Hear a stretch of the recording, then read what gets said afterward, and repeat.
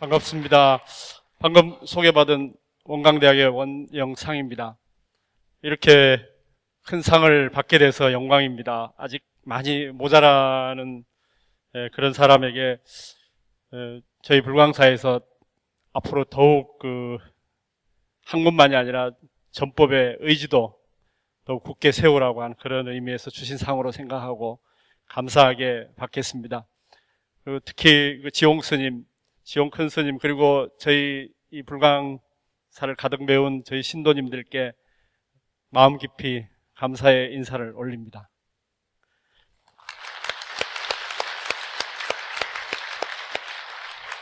네, 저는 경주에서 컸는데요. 경주의 분황사 종소리를 들으면서 컸습니다. 제가 아마 초등학교 무렵에 광덕 큰 스님께서 이 전법의 큰 불사를 하시던 그런 무렵이실 것 같은데 아주 왕성하게 활동하시던 아마 그 시기가 아닐까 생각되는데요. 아마 그 큰 인연의 덕으로 이렇게 이 자리에 서게 된 것 같습니다. 그래서 오늘 발표할 일본의 시종의 조사 이펜 스님의 전법행강과 그 현대적 의미도 사실은 석가모니 부처님의 일생, 그리고 광덕 큰 스님의 일생, 그리고 이 이펜 스님의 일생이 그야말로 오버랩이 된다 그럴까요? 같은 그야말로 삶이라고 생각이 돼서 이렇게 발표를 하게 됐습니다. 내용을 들어보시면 아시겠지만은 평생을 길에서 보내시다가 길에서 돌아가신 그런 아주 전형적인 전법자로서의 아주 일생을 살다 가신 스님이십니다. 그리고 제 전공이 일본 불교입니다만은 제가 일본에서 가장 존경하는 스님입니다. 물론 시간은 한 1000년 가까이 앞선 시대이긴 한데요. 오늘날에도 우리가 다시 한번 생각해 볼 수 있는 그런 분이 아닌가 하는 생각이 듭니다. 먼저 일본의 이 정토 불교라고 하는 조금 잠깐 소개시켜 드려야겠는데요. 이펜 스님이라고 하는 분의 시종은 정토 불교의 대표적인 종단입니다. 예, 좀 이따 더 말씀드리겠습니다만은 일본에서의 일본 불교는 정토 불교라고 할 정도로 정토 신앙이 굉장히 활성화되어 있습니다. 제 생각은 일본이 아마 지수화풍, 그리고 태풍, 지진, 해일, 그 다음에 여러 가지 섬에 사는 사람들의 고통이 심해서 이 정토 신앙이 아주 활성화가 되어 있지 않을까 이런 생각이 드는데요. 세 분의 유명한 스님이 계시는데 법연 스님이라고 하는 분, 일본말로 이제 호넨 스님, 그 다음에 신랑 스님, 이펜 스님, 이 세 분이 가장 유명합니다. 호넨 스님은 일본의 정토 신앙을 도입하신 분인데요. 죽으면은 서방 정토에 극락왕생할 수 있다라는 사상을 아주 굳게 믿으시고 또 일본에 전파를 하셨습니다. 그리고 신랑 스님은 일본의 최대 종파인 정토 진종의 조사 스님이신데요. 이분도 이 정토 신앙을 일본에 뿌리를 내리시는 분인데 이분은 굉장히 믿음을 더 강화시켰습니다. 그러니까 정토 경전을 보면은 무량수경이나 관무량수경에 보면 법장 비구께서 내가 부처가 된다면은 내 이름을 불러서 왕생극락하고 깨달음을 얻지 않으면은 모든 중생들이 내가 부처가 된 내 이름을 불러서 그렇게 극락에 가고 또 깨달음을 얻지 않으면 내가 성불을 이루지 않겠다 이런 서원을 세우셨거든요.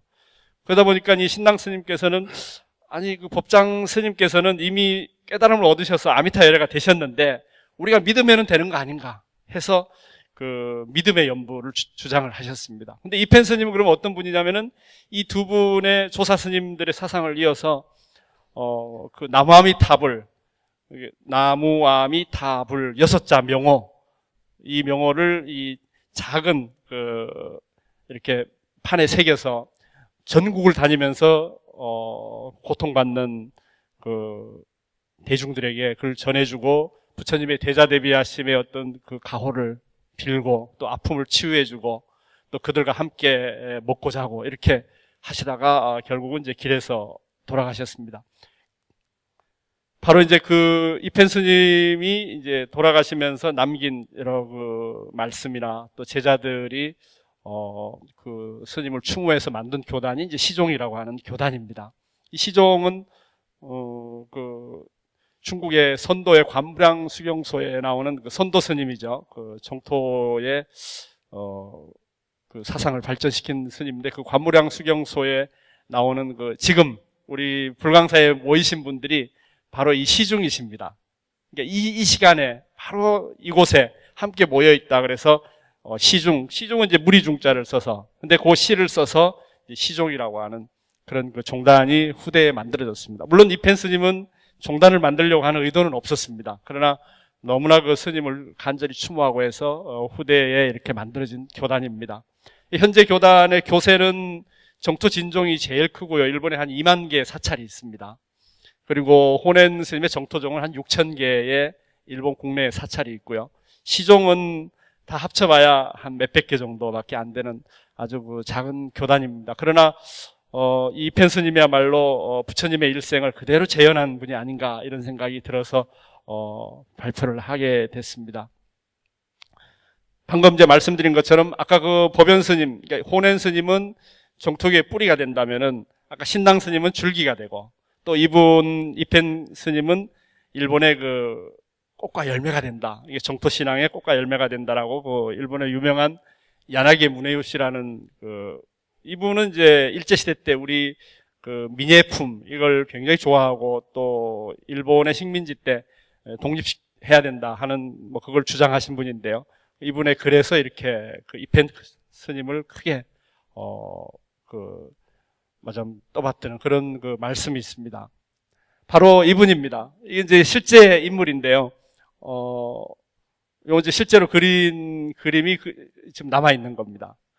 그리고 요 이제 아까 그 모습을 통해서 그 동상을 만들었는데, 그야말로 걸치신 게 아무것도 없어요. 맨발로.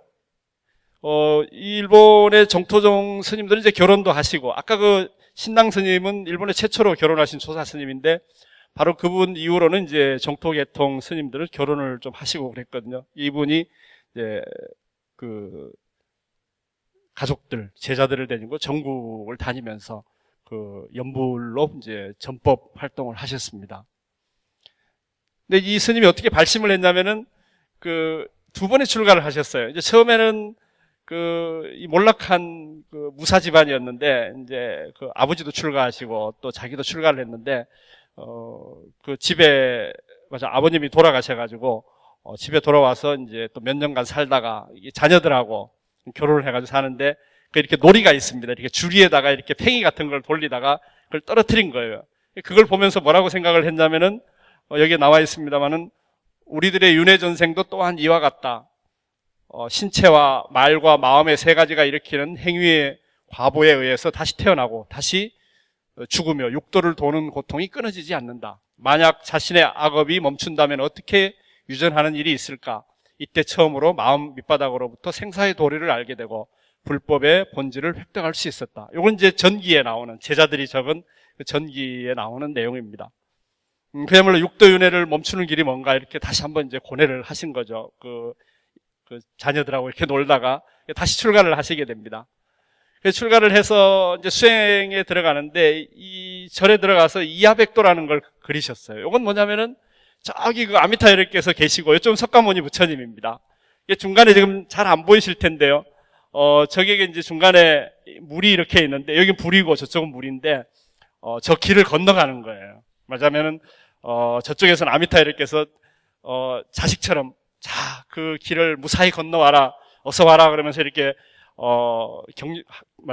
기다리고 계시고, 석가여르께서는 용기를 내라. 어떻게든지 이 불의 강, 물의 강에 빠지지 말고, 이건 뭔지 아시겠죠? 불의 강은 성내는 거고요. 물의 강은 욕심을 상징을 합니다. 이게 뒤에 보면은 여러 동물들도 있는데, 이건 우리 살아가는 삶의 고통, 고난을 얘기해요. 그래서 저쪽 극락세계로 가는 그런 그림인데, 이걸 그리셔가지고 한 3년 동안 보고 그 이후에 이제 진짜 깨달음을 얻으십니다. 바로 이 그림이에요. 이거 이제 일본에서 나온 그림인데 설명이 돼 있죠. 저쪽에 아미타열의 석가모니 부처님, 여기 이렇게 다 이렇게 상징이 돼 있습니다. 그래서 저 강을 무사히 건널 수 있도록 어머니처럼 또 아버지처럼 그 아미타여러께서 간절히 지금 기다리시고 계시는 그런 그 모습입니다. 이걸 보시고 이제 깨달음을 얻으셨는데 이 깨달음을 얻으신 거예요. 10급에 정각한 중생계, 일념에 왕생하는 미타의 나라, 10과 1은 불의로서 무생을 증명하고 나라와 세계는 평등하게 대회에 앉는다. 무슨 얘기냐면은 법장비국께서 깨달음을 얻으셨으니까 이미 중생들의 깨달음도 이미 다 완성된 걸로 본 거죠. 왜냐하면 아미타여러가 되셨기 때문에 이제 가는 일만 남아 있는 거죠. 그 서방 정토에.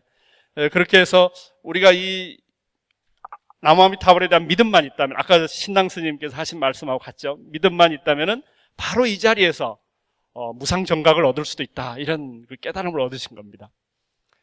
그래서 깨달음을 얻은 후에 영원히 세속의 생활을 그러니까 싫어하는 거죠. 바로 일체의 것을 버리고 떠나 내 몸, 내 생명을 불법을 위해 바치고 중생을 구제하겠다고 결심했다. 이건 이제 이분의 이펜 스님의 이제 말씀입니다. 그래서 이제 다시 이제 유행을 하는 거. 유행이라는 건 이제 전국을 다니는 겁니다. 이제 연불 전법을 하시는데요. 지금 그림에 나와 있는 것처럼 요건 이제 일본의 국보입니다. 이펜 성회라 그래서 그 일본의 국보로 있는데 20첩이나 되는데 예전에는 그림을 그려서 밑에다가 이렇게 큰 스님의 이 행적을 쭉 해놓으면 그걸 보고 감동을 받아서 내가 맞으면은 연불 행자로서 살아야 되겠다. 이제 이런 맞아면 전법의 중요한 도구로 쓰였는데 바로 이제 그 가운데 한 폭에 이렇게 그림이 나옵니다. 저기 보면은 스님이 이제 가족과 제자들을 데리고 이제 유행을 하는 이 전국을 다니는 이런 모습입니다. 근데 이제 어느 날 그 나무아미타불이라는 이게 표를 적힌 것을 이렇게 어떤 스님께 드렸는데 이 스님이 어떤 생각을 했냐면은 나는 뭐 아미타불에 대해서 그렇게 믿음이 안 가는데 내가 받을 필요가 없다 이렇게 된 거예요. 의문이 생긴 거예요. 분명히 아미타여러께서는 그 믿음만 있으면은 된다고 그랬는데 왜 이걸 거부하는지 모르겠다. 그래서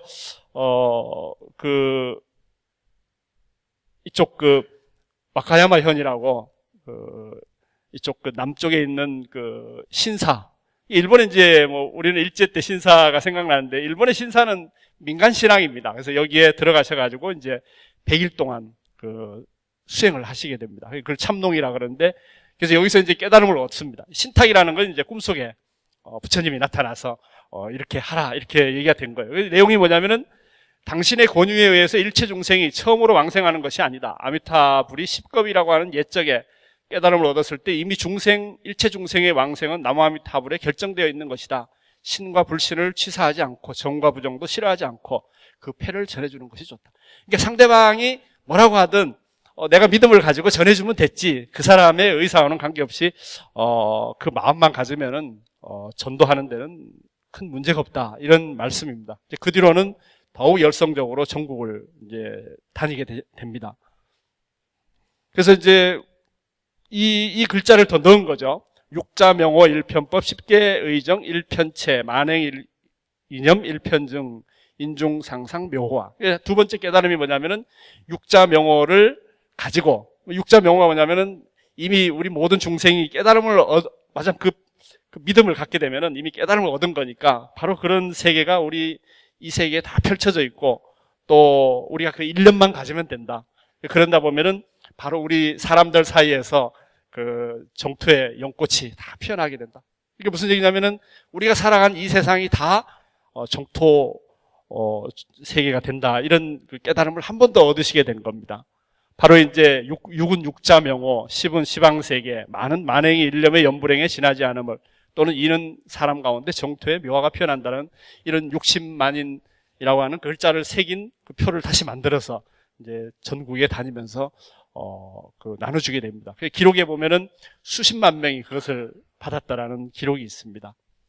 그 내용은 또 그 외에 여러 가지 깨달음이 있는데요. 사실 우리가 수행을 많이 하다 보면은 결국 생사가 없고 또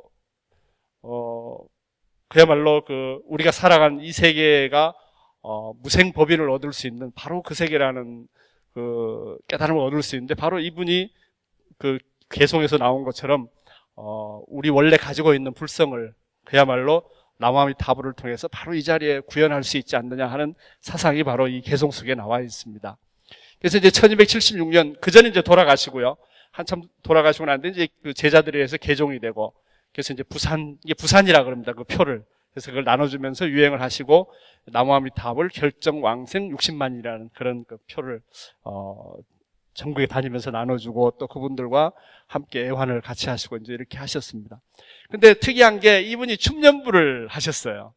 그 춤연불은 원래 이분, 일본의 구야라고 하는, 공야라는 스님이 하셨는데, 여기 보면 입에 이렇게 새가 있잖아요. 이게 뭐냐면 나무아미타불 6자를 상징합니다.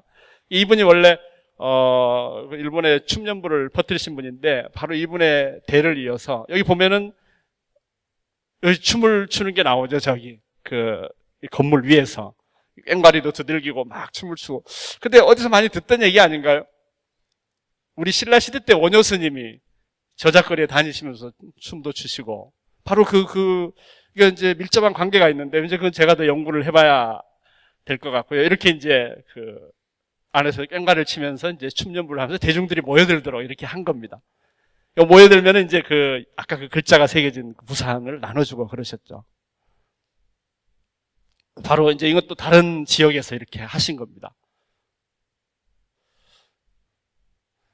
근데 이제 이 나무아미타불은 이쪽 일편 스님은 사실 정토왕생을 말씀도 하셨지만은 본인의 깨달음 속에서 바로 이 나무아미타불을 외게 되면은 내 안에서 부처님도 나도 구분이 안 되고 나무아미타불만 들려온다. 오직 그 소리만 남는다. 이런 말씀을 하셨는데 이게 바로 연불선의 극치가 아닌가 이런 생각이 듭니다. 아마 이런 경험을 하신 불자님들도 많이 계실 텐데요. 이 경지까지 가야 아마 일편스님하고 함께 그 세계에 논이실 수 있지 않을까 이런 생각이 듭니다. 바로 이제 생사적 열반이고 이제 번뇌적 볼이고 또 초목국토 실계불성이라는 거는 그 깨달음을 얻게 되면은 모든 중생이 전부 부처님이라는 거예요. 뭐 강아지도 그렇고 뭐 풀도 그렇고 나무도 그렇고 바로 이제 이 경지까지 이제 가셨습니다. 그래서 이분의 그 전법의 의미가 뭘까를 생각해 보니까 이제 첫 번째는 시기상의 전법행위라고 할 수 있는데요. 그것은 이제 이 스님은 이 나무아미타불의 모든 것을 부처님의 공덕이 나무아미타불 육자에 전부 들어있다라고 이렇게 보신 겁니다. 그러니까 우리가 이쪽 우리 불광사에서 나무 마하바냐 바라미를 하시잖아요. 바로 그거하고 같은 내용입니다. 이게 일본의 스님들은 오직 하나 수행하는 것에 부처님의 모습이 들어있고 또 나무 묘법 연화경 여기에도 모든 공덕이 부처님의 공덕이 들어있고 이렇게 말씀하셨는데 제가 불광사에서 와서 보니까 우리 마하바냐 바라밀 속에도 바로 이 이펜 스님의 나무아미타불이라는 공덕이 똑같이 들어있는 것처럼 바로 그런 것과 일치되고 있지 않나 이런 생각이 들었습니다. 근데 이제 중생들이라고 하는 건 이제 우리가 살아가는 일반 사람들을 말하잖아요. 근데 그 시대에는 굉장히 어려움이 많았습니다. 많았는데 저작거리로 들어가서 직접 그분들과 슬픔과 기쁨을 함께 하시고 함께 자고 함께 먹고 특히 이렇게 보시면은 지금 그림이 좀 희미한데요. 아까 그림 속에 있는데 이분들이 뭐냐면은 나병에 걸린 분들입니다. 나병. 요새 같으면 한센병이잖아요. 이렇게 보면 이렇게 한센병에 걸린 분들을 찾아가서 직접 어루만져주고 그분들의 아픔을 들어주고 다 하셨습니다. 제자들과 함께. 요즘 그림이 흐립니다만은 옆에 이렇게 천막을 치고 도시에서 쫓겨난 사람들 그분들과 함께 하신 거죠. 이제 두 번째는 이제 무소유의 전법행인데요. 이분은 먹고 입고 자는 것이 그야말로 큰 의미가 없다. 오직 내가 부처님의 법을 전하는 데 있어서는 그것도 걸림돌이다. 이렇게 보셨습니다. 그래서 자기를 버림으로 인해서 오히려 더 크게 중생들을 위한 길이 열리고 또 이분이 온 세계를 더 긍정할 수 있는 그래야만이 부처님의 대자대비심을 각지에 전파할 수가 있잖아요. 바로 그런 마음으로 모든 것을 버리시고 그야말로 오직 가족과 제자들만 데리고 전국을 다니면서 어떤 것도 소유하지 않으시고요. 심지어는 돌아가실 때 여기 보시면은 돌아가시는 모습이 나옵니다만 돌아가실 때 갖고 있던 경전 몇 권을 절에다가 이렇게 올리시고 나머지는 전부 불태워버렸습니다. 갖고 있는 모든 것을 불태워버렸어요. 그래서 이런 그 무소유의 전법행위 바로 오늘날 우리에게도 필요하지 않을까 이런 생각이 들고요. 마지막으로는 이제 발심, 구도, 깨달음, 전법, 바로 그 일생을 그대로 보여주고 계신다라는 겁니다. 그러니까 우리가 발심이 나서 법당을 오고 또 여기에서 구도의 삶을 살고 또 그야말로 깨달음에 이르렀을 때 전법의 삶은 저절로 내가 그렇게 하지 않을 수 없는 바로 그런 심경으로 간다라고 하는 것을 이 일편 스님이 잘 보여주고 계십니다. 그래서 우리가 이 발심과 구도, 깨달음, 전법이라고 하는 것은 결국은 우리가 이 세상이 굉장히 복잡하잖아요. 뭐 정치, 경제, 문화, 뭐 각각의 그 인연들로 이렇게 얽혀 있는데요. 사실은 우리가 이 세계를 불법으로 새롭게 바라보는 눈을 갖게 한다는 겁니다. 우리가 그런 마음이 들었을 때 이게 바로 전법행위로 나타나지 않을 수가 없는 거죠. 다 우리가 세상을 살면 얼마나 힘들고 고통스럽습니까? 근데 이 세계를 내가 부처님의 눈으로 새롭게 해석을 한다면은 전법의 행위 저절로 이루어지는 바로 그런 삶으로 인도될 것으로 봅니다. 그게 바로 삶의 진실이다 하는 것을 이 일편 스님은 보여주고 계시고, 또 아까 그 나무 마하바냐바라밀처럼 이 우리가 그 전법 과정에서 보여준 일편 스님이 보여준 그 나마미탑을 육자 명호라고 하는 것은 바로 그 나무 마하바냐바라밀처럼 부처님의 모든 공덕이 다 그 속에 들어있고, 또 정전 시민, 부처님이 깨달으신 그 세계의 내용이 모두 거기에 들어있다라고 하는 것을 이 일편 스님께서도 이제 보여주셨기 때문에 일본의 그 불교가 뿌리를 내리고, 실제로 그 시종이라고 하는 이 교단은 일본 중세 때 뭐 한 600~700년 전에는 일본에서의 최대 교단을 이루었습니다. 지금 이제 다른 정토계 교단이 교세가 제일 크지만요. 그러나 이런 분들, 이 일편 스님과 같은 분이 계셨기 때문에 그 일본에, 뭐 일본은 다 아시다시피 거의 불교 국가거든요. 근데 그 민중들 모든 분들이 그야말로 가가호호 불법을 믿게 되는 바로 그런 기원을 만드셨다고 생각이 됩니다. 지금은 이제 저쪽 동경 쪽에 그 청정광사, 그러니까 일본 말로는 쇼조꼬지라고 하는 이 절이 이제 본사로 되어 있는데요. 이제 여기에서 지금도 그 많은 제자들이 전법 활동을 하고 계십니다. 아무튼 오늘 이 제 발표가 우리 불광사의 미래에 조금이나마 도움이 됐으면 하고요. 한 가닥 빛이 되었으면 하는 그런 바람입니다. 뭐 일편 스님, 그리고 일본말로는 이제 이편 스님이라고 합니다만, 또 광덕 큰 스님, 그리고 석가모니 부처님의 그 뜻이 우리도 함께 그 연하는 그런 그 계기가 되었으면 하는 바람입니다. 제 말씀을 끝까지 들어주셔서 대단히 감사합니다.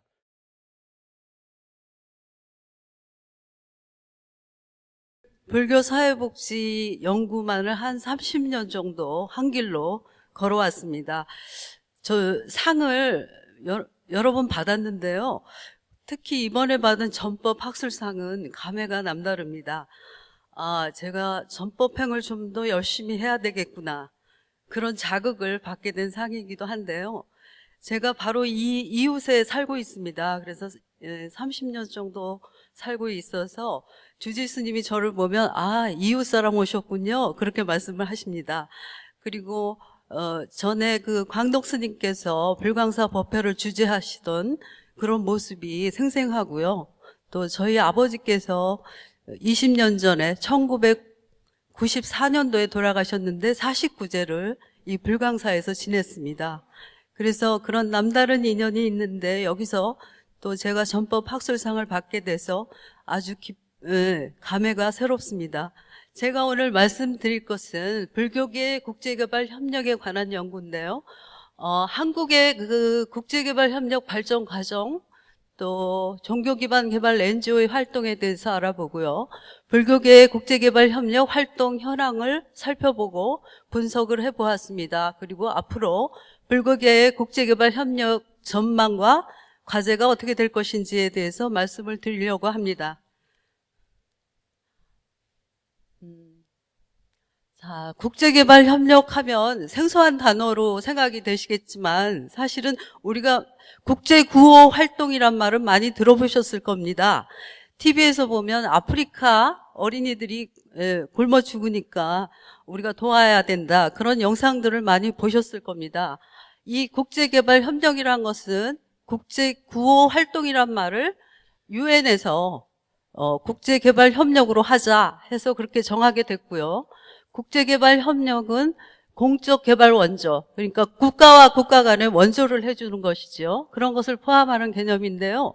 선진국과 개발도상국 간에 서로 빈부의 격차를 줄이고 빈곤 문제를 해결하기 위해서 국제사회의 여러 노력과 행동을 의미합니다. 개발도상국의 빈곤 문제는 해당 국가만의 문제라기보다는 국제사회의 여러 정치경제 사회 역사적인 요인들에 의해서 기인하기 때문에 국제사회가 함께 해결하기 위해서 노력해야 된다라는 것이죠. 그래서 빈곤 문제를 해결하기 위해서는 다각적인 노력이 필요한데 지속 가능한 개발 또 다양한 개발 자원을 활용해서 포괄적인 파트너십을 통한 협력이 강조가 되고 있습니다.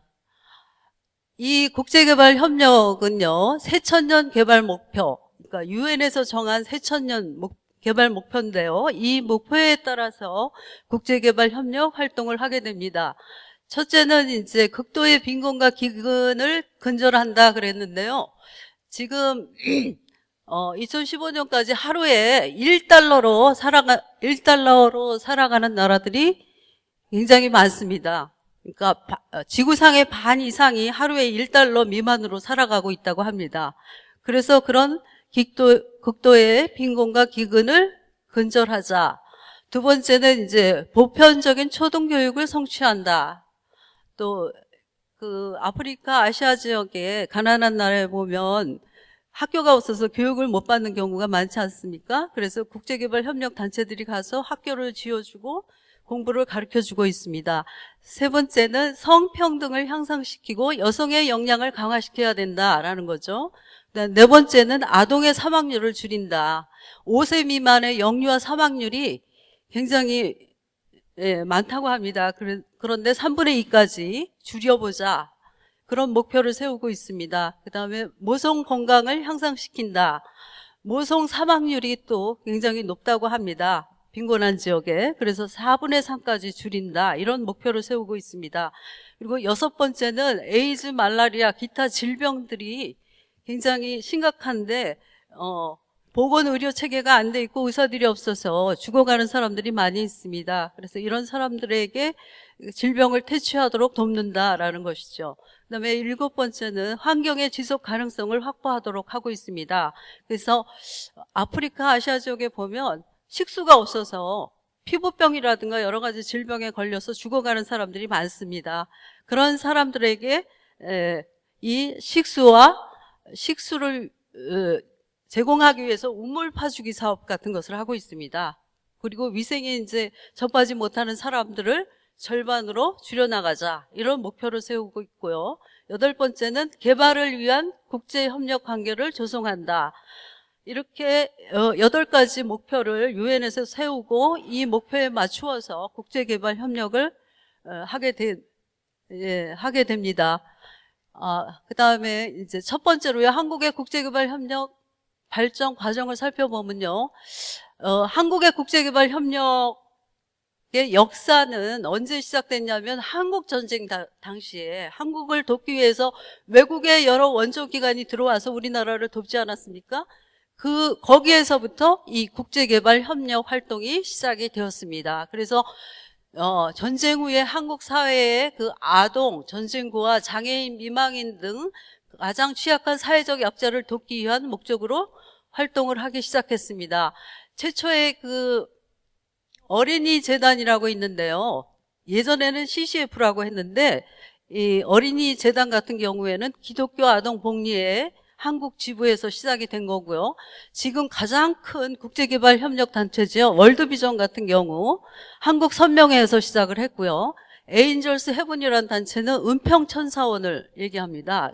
이런 단체들이 이제 국제개발 협력 활동을 시작한 단체들이고요. 1980년도 이전에 설립된 단체들 중에는 상당수가 그 국제개발 협력을 목표로 해서 설립된 단체는 아니었습니다. 근데 인구보건복지협회라든가 건강관리협회 같은 경우에는 설립 당시에는 정부 산하기관의 성격이었는데 지금은 민간단체로 전환을 해서 국제개발 협력 활동을 활발하게 전개하고 있습니다. 그래서 2000년대에 와서 한국은 시민사회 발전과 세계화 시대에 복지 수요에 부응하기 위해서 해외 원조국으로서 역할과 기능을 수행하고 있습니다. 국제개발 협력은 원조를 받는 나라를 수원국이라고 하고요. 원조를 주는 나라를 공여국이라고 합니다. 그래서 이 수원국과 공여국 간의 참여와 협력으로 이루어집니다. 한국 국제개발협력의 역사를 4단계로 나눠볼 수가 있는데요. 그 외국 원조단체가 들어와서 시작한 국제개발협력의 태동기 1950년대에서 60년대까지고요. 그 다음에 도입기는 7, 80년대를 얘기하고요. 그 다음에 도약기 90년대부터 2000년대까지, 그 다음에 지금 2000년대부터 1914년 현재까지를 전환기라고 볼 수가 있겠습니다. 이런 역사적인 맥락에서 볼 때 불교계 국제개발협력 활동은 이 도약기에서부터 전환기에까지 한국 역사적인 맥락에서 살펴볼 수가 있는데요. 왜냐하면은 불교계 국제개발협력이 1991년도에 정토회 아시죠? 법륜 스님이 하시는 정토회에서 시작을 했습니다. 그래서 한국의 국제개발협력의 역사는 1991년부터 시작이 됐다고 할 수가 있겠습니다. 그 다음에 한국은 이제 원조를 받는 나라에서 여러 가지 국가 위상이라든가 경제 규모가 굉장히 커졌기 때문에 이제는 공적 개발을 원조를 하는 기관으로서 위상이 격상이 됐습니다. 그래서 외교통상부 산하에 한국국제협력단, 코이카라고 하시죠? 들어보신 분들 계실 것 같은데요. 한국국제협력단을 설립하고 여러 가지 국제개발 협력을 위한 NGO 단체를 지원하고 활성화하고 있습니다. 그리고요, 또 국제개발협력 민간협의회라고 있습니다. KCOC인데요. 이 협의회는 그러니까 이런 외국의 국제개발 원조를 하는 NGO 단체들을 지원하고 있는 곳입니다. 자, 그 다음에 국제개발 협력과 종교 기반 개발 NGO인데요. 이런 국제개발 협력을 하는 그 NGO 단체들 거의 대부분이 종교를 기반으로 한 단체들이 많이 있습니다. 그래서 그런 단체들을 종교 기반 NGO라고 하는데요.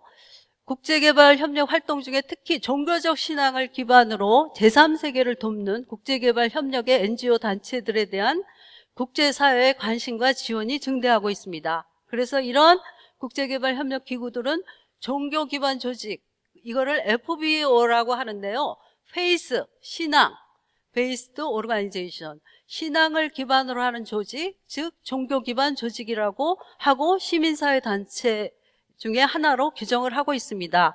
그래서 서구 사회에서는 이미 이 종교 기반 조직들이 활발한 단체 활동을 벌이고 있는데요.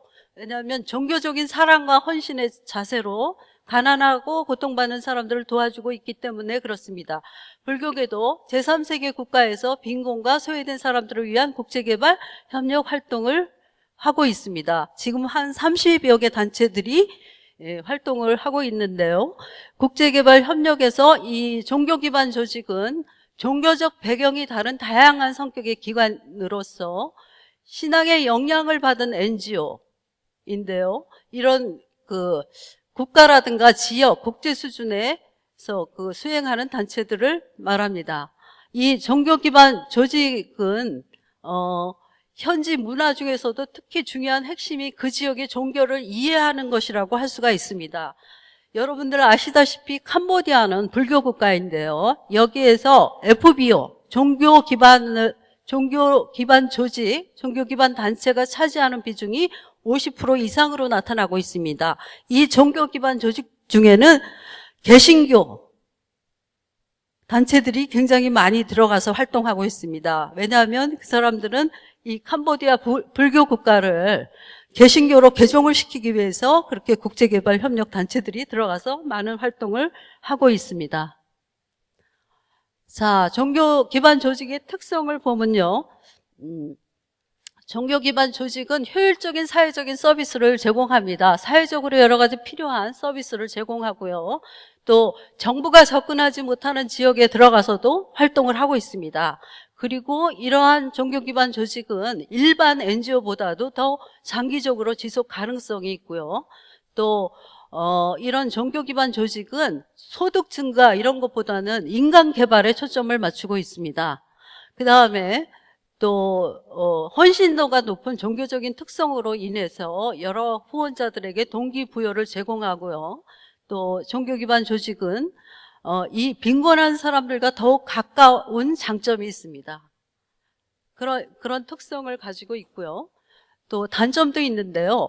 왜냐하면 특정 신앙을 기반으로 하기 때문에 갈등과 분열을 조장하는 경우가 있습니다. 그리고 그 나라의 발전과는 거리가 있는 지원 활동을 할 수가 있겠고, 또 현지의 타 종교나 전통 신앙을 가치가 없는 것으로 여기고 있는 갈등을 불러일으키는 경우가 있는데요. 한국의 기독교 선교단체들이 대부분 그렇습니다.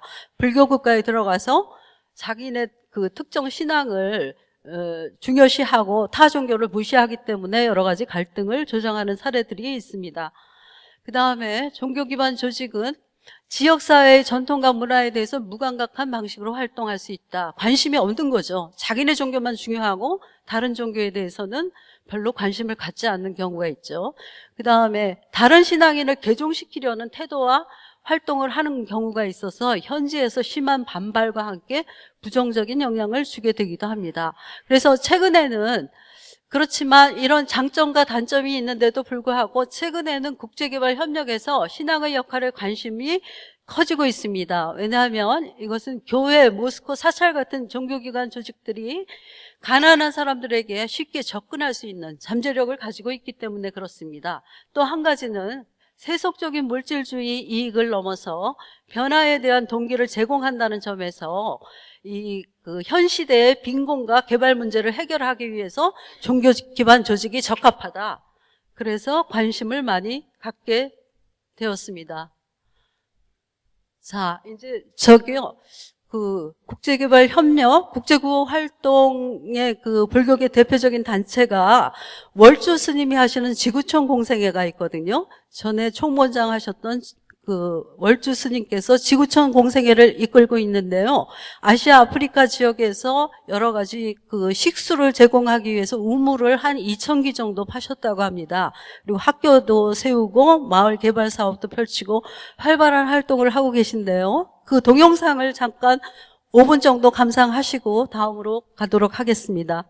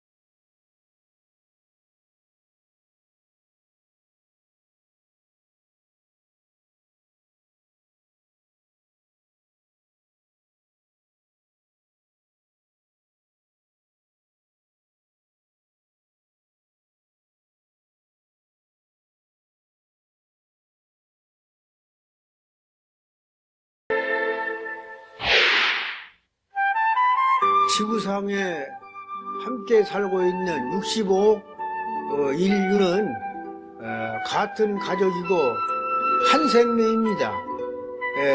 특히나 지구촌의 가난한 나라에 살고 있는 많은 사람들이 먹을 물을 구하지 못해서 고통받는 사람들이 많습니다. 그리고 학교를 세우지 못해서 배움의 기회를 잃어버리는 어린이들이 많습니다.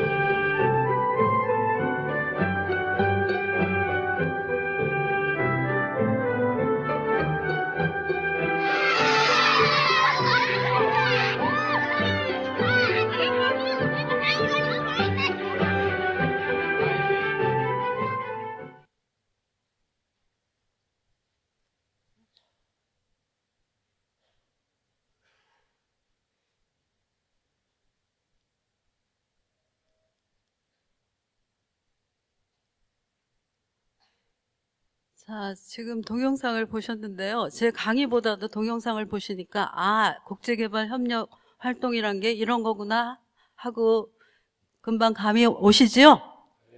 네. 우리 불강사 정도 되면 저는 국제개발협력 활동을 해야 된다라고 생각을 하고, 우리 주지 스님께서도 그런 생각을 가지고 계신 것 같습니다. 그래서 앞으로 국제개발협력 활동을 하는 불강사의 미래를 좀 더 기대를 하면서 마저 불교계 국제개발협력 활동 현황에 대해서 좀 간단히 말씀을 드리고 마치도록 하겠습니다. 불교계 그 국제개발협력 참여 역사는 한 20년 정도 됩니다. 아까 말씀드렸다시피 1991년도에 인도에서 한국 JTS 법륜 스님이 이끄는 정토회가 시작을 했습니다. 초기에는 불교 국가의 나눔과 자비를 실천하기 위해서 국제 구호 활동의 형태로 시작해서 현재의 국제개발 협력에 이르기까지 한국의 역사와 맥을 같이 하면서 발전해 오고 있습니다. 불교가 국제개발 협력 활동을 하는 목적이 그럼 무엇인가? 불교의 가장 핵심이 되는 법은 여러분 영기법이라는 거 다 아시죠? 부처님의 깨달음의 내용인데요. 이 연기법에 의하면 우리는 모두 그 동체 대비의 자비 사상을 실천해야 된다라고 되어 있습니다. 그래서 이런 자비를 기반으로 해서 무주상의 보시, 복전, 보살, 생명존중, 평등 사상을 실천하는 복지행을 함으로써 이 복지는 복과 지혜의 실천행을 말합니다. 불교에서 말하는 이런 연기법을 기반으로 한 자비 사상을 실천하게 되면 복과 지혜의 실천행을 하게 되는 것입니다. 그래서 우리는 위로는 깨달음을 구하고 아래로는 중생을 제도하는 상구보리 하중생을 실천하기 위해서입니다. 두 번째는 지금까지 국제개발협력의 모델이 서구 선진국 중심의 국제 원조가 이루어졌는데요. 실상은 이런 원조들이 제3세계의 환경, 생태, 경제, 사회 시스템을 더욱 악화시켜서 수원국, 원조를 받는 주민들의 삶을 피폐하게 만든다라는 문제점이 제기되기도 했습니다. 다시 말해서 제국주의적인 시각에서 국제개발협력을 했기 때문에 그렇습니다. 그래서 불교계는 이제 한국과 불교계는 수원국에서 공여국으로 원조를 하는 나라로 위상이 바뀌었기 때문에 이런 서구 중심주의적인 시각에서 진행되는 원조 행태를 벗어나서 연기법에 입각해서 상호 공존과 상생의 국제개발 협력을 해야 되고 그런 모델을 제시함으로써 국제개발 협력을 선도적으로 이끌 그런 사명이 있다고 생각을 합니다. 그리고 이제 국제개발 협력 을 하는 불교계의 NGO 단체들인데요. 30여 개 되는데 여기는 대표적으로 한 10여 개 정도 단체들을 제시를 했습니다. 제일 첫 번째 시작한 한국 JTS가 있는데요. 법륜스님이 이끌고 있고요. 99년도에 시작을 했고 북한 지원 사업도 활발히 하고 계시죠. 그 다음에 인도, 동남아시아 여러 국가들, 아프가니스탄까지 진출을 해서 여러 가지 국제 기아 질병, 문명 퇴치, 교육, 의료 지원, 마을 개발, 재난 구호 등의 사업을 활발하게 펼치고 있습니다. 그래서 한국 JTS는 UN 경제사회 이사회에서 특별 협의 지위를 획득하고 있는 국제사회에서도 인정받는 그런 공신력이 있는 단체입니다. 그 다음에 더 프라미스 법등스님이 하고 계시고요. 그 다음에 지구촌 공생의 방금 동영상을 보신 것이 월즈 스님이 하신 지구촌 공생회가 있는데요. 식수교육, 지역개발, 보건지원 사업을 하고 있는데 이 식수개발, 우물을 한 2,000개 정도 파셨다고 합니다. 그런데 제덕 복정경에 보면 우물을 파주면 굉장한 공덕이 크다고 했습니다. 왜냐하면 갈증 나는 사람들한테 물을 제공하기 때문에 그 공덕이 크다. 그렇기 때문에 그런 복덕을 실천할 수 있는 게 바로 이 식수 제공, 우물 파기 사업입니다. 그것은 이제 월주 스님께서 대표적으로 하고 계시고요. 로터스 월드란 단체도 있고요. 그 다음에 조계종 사회복지재단, 아름다운 동행, 함께하는 세상, 위드 아시아, 월드머스 코리아, 참 좋은 인연이 있습니다. 이 참 좋은 인연은 대구에 있는 대관음사라고 들어보셨나요? 예, 우악 스님이 하시는데요.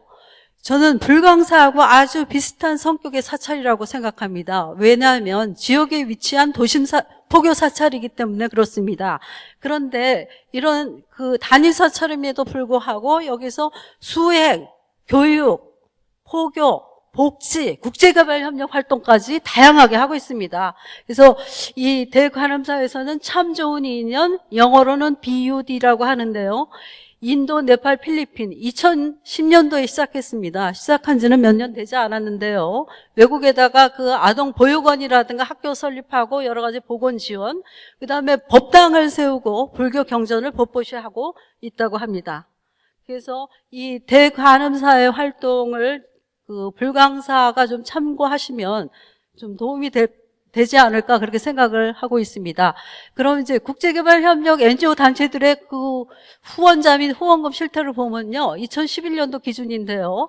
기독교의 대표적인 단체가 월드비전 굿네이버스입니다. 그런데 후원자 수가 약 40만 명, 38만 명인데요. 불교는 어떤가 하면 지구촌 공생회 6,000명, 로터스월드 2,000명입니다. 약 200배 가까이 차이가 나고 있습니다. 그 다음에 후원금 규모를 보면요. 월드비전이 약 1,000억 원. 이게 2011년도 기준인데요. 지금 2014년도에는 2,000억 원에 육박한다는 소리가 있습니다. 그 다음에 굿네이버스는 약 600억 원.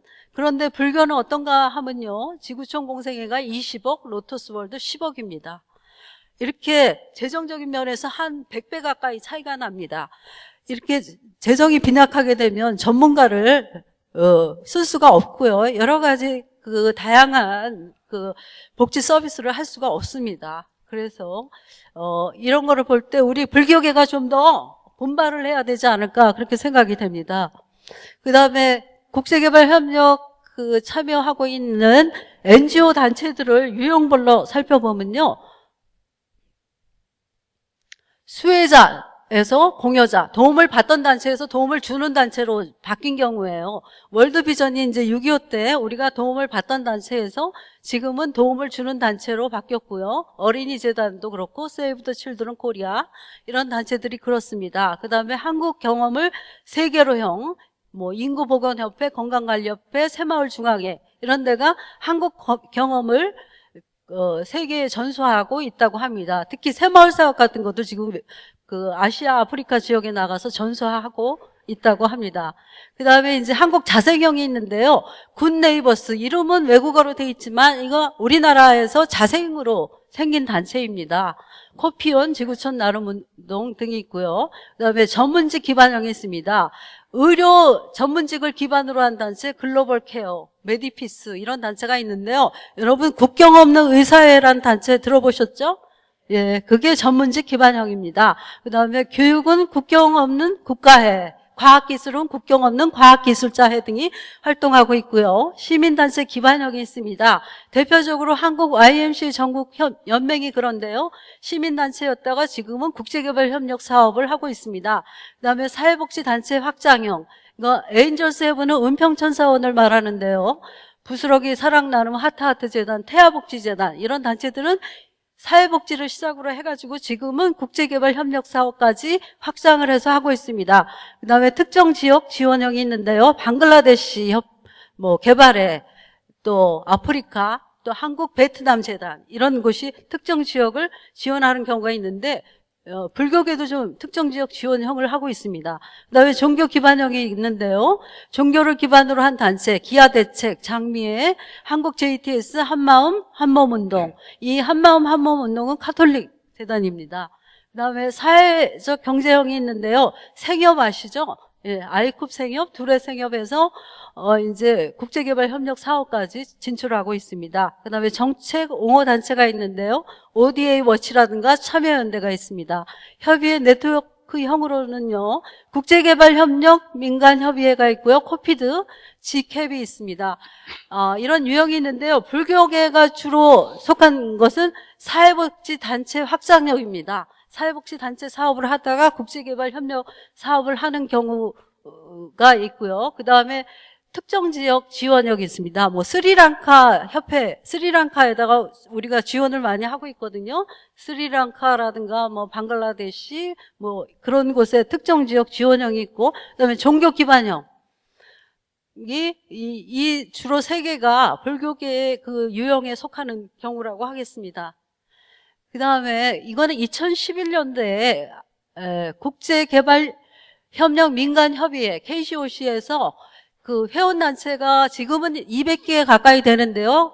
그 당시 조사에 응한 86개 단체를 분석해 봤더니 개신교가 이렇게 많아요. 거의 반 정도 되고요. 그 다음에 카톨릭이고요. 그 다음에 원불교고요. 불교가 제일 꽁찌입니다. 그런데 여기 BFBO라고 있습니다. 이거는 종교 기반 조직이 아닌 경우라고 하는데요. 이게 거의 30% 정도 되는데 사실은 종교를 내세우지 않았지만 개신교가 대부분입니다. 이 BFB에 속한 단체들이. 그렇기 때문에 이 개신교와 BFBO를 합하면 70% 이상이 개신교에서 국제개발협력 활동을 하신다고 보면 되겠습니다. 자, 불교계가 분발을 또 해야 되겠죠? 네. 자, 이제 불교계 국제개발협력 활동을 분석해 봤는데요. 자, 재정을 보니까 아까 재정 보셨죠? 지구촌 공생회 20억, 로터스월드 10억 등이 있는데 월드비전은 아까 어때요? 1,000억 가까이 됐죠? 굿네이버스 600억이에요. 그래서 재정 규모가 50배에서 100배 정도로 커다란 차이가 나고 있는데, 이것은 이런 재정적 차이는 전문 인력의 확보를 어렵게 해서 사업의 여러 가지 운영이나 지속성에서 어려움을 가져오게 됩니다. 그다음에 2011년도를 기준으로 해서 후원 현황을 보면요. 지구촌 공생애 6,000명, 로터스월드 2,000명인데 아까 월드비전은 어땠죠? 40만 명, 굿네이버스 38명으로 약 60배에서 200배 정도의 커다란 차이가 나고 있습니다. 그래서 우리 불교계도 좀 더 인지도를 높일 수 있도록 여러 가지 다양한 그 방안을 모색을 해야 될 필요가 있겠고요. 불교계 개발 NGO 단체들의 활동 지역을 보면 불교 단체는 주로 불교 국가를 중심으로 동남아시아를 중심으로 해서 활동하고 있는데요. 최근에는 아프리카 등지로 진출하고 있습니다. 그래서 아름다운 동행 같은 경우에는 아프리카에다가 학교를 지금 지어주고 완공 단계에 있죠. 그다음에 그렇지만 이제 앞으로는 아시아, 아프리카뿐만이 아니라 중동, 남미 등으로 좀 활동 지역을 확대할 필요가 있겠다고 봅니다. 그다음에 그 국제개발 협력의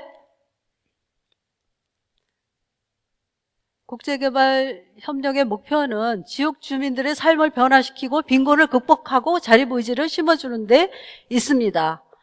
그리고 또 8번째, 불교계는 지속 가능한 국제개발 협력을 할 수 있도록 종단 차원에서 지원 체계를 갖추고 개발 NGO들 단체 간의 네트워크를 형성하도록 할 필요가 있겠습니다.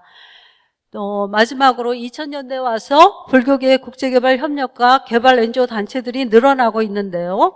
그래서 다양하고 차별화된 활동을 펼치고 있습니다. 근데 불교계 국제개발 협력 단체들은 동남아시아의 불교 국가를 넘어 아프리카까지도 활동 영역을 확장해 가고자 하는데, 지속 가능한 국제개발 협력 활동을 펼치기 위해서는 종단 차원의 지원과 불자들의 관심과 지원이 절실하게 필요하다고 생각을 합니다. 자, 이제 전망과 과제 마지막인데요. 자, 세계화로 인한 국제사회의 여러 가지 문제를 해결하고 이 지구가 지속 가능한 그런 발전을 하기 위해서 국제개발 협력을 할 필요가 있겠고요. 두 번째는 불교적 국제개발 협력의 모델을 개발할 필요가 있겠습니다. 아까도 말씀드렸지만 서구 국가의 그런 제국주의적인 그런 국제개발 협력 활동 때문에 여러 가지 제3세계 지구상의 문제가 생기고 있습니다. 그래서 불교의 그 서로 상호 존중하고 상생하는 그런 불교적인 국제개발 협력 모델을 개발할 필요가 있는데요. 이 사르보다야 슈라마다라 운동은 스리랑카의 아리아라트네 박사가 하신 그 마을 개발 사업인데요. 한마디로 얘기하면 정신적인 각성과 그 마을 개발 사업을 동시에 하는 깨달음의 사회적 실천 운동이라고 할 수가 있습니다.